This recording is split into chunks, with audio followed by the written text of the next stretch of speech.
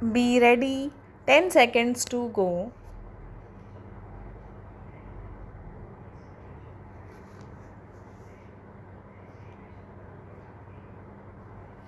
Start. When I am asked to lay the foundation stone of a building meant to house a public utility department such as the posts and telegraphs, my immediate reaction is to accept such an invitation. On such occasions, I feel happy, partly because they provide me an opportunity of studying and familiarizing myself with the systematic growth and development of a government department over many past years, and partly because such an occasion is symbolic of the real progress of the department in question.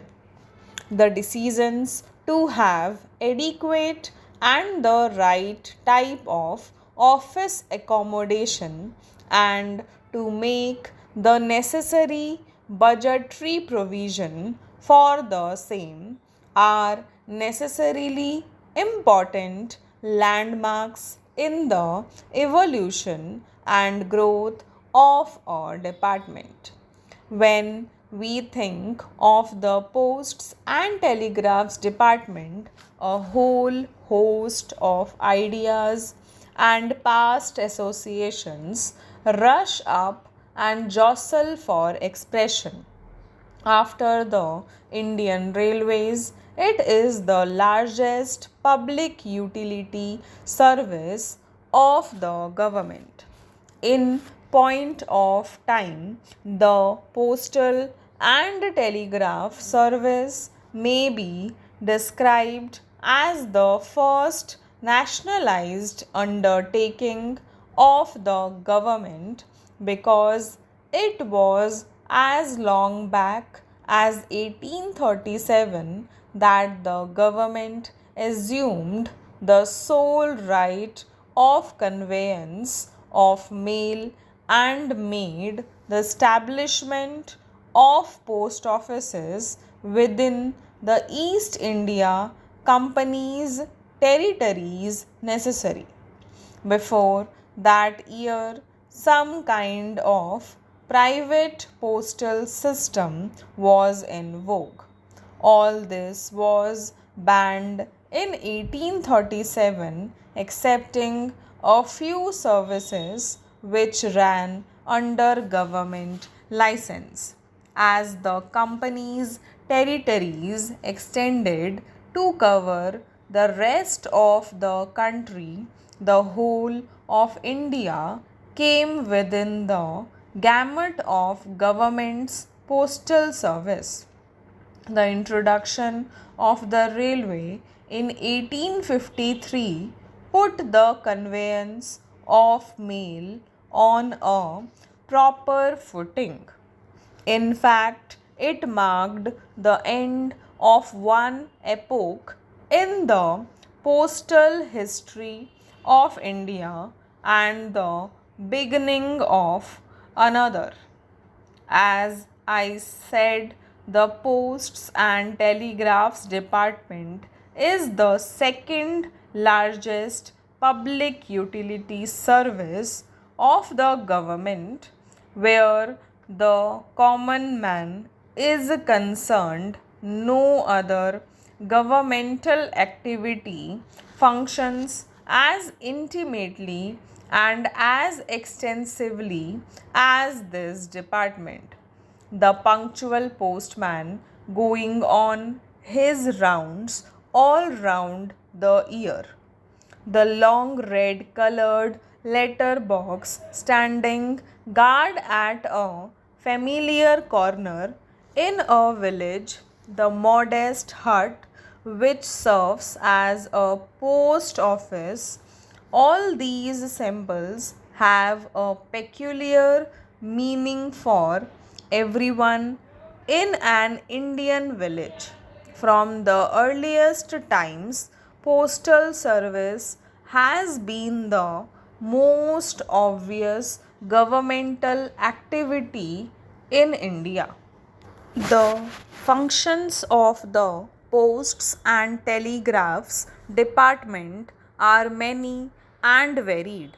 Apart from its primary responsibility of providing channels for communication by road, rail, air, and steamer, or by the installation of telegraph offices and telephone exchanges, it functions as the agent of the government to help the public invest their money in national savings certificates. It offers facilities for life insurance, though on a limited scale. It provides banking facilities and thus encourages a sense of thrift among the public.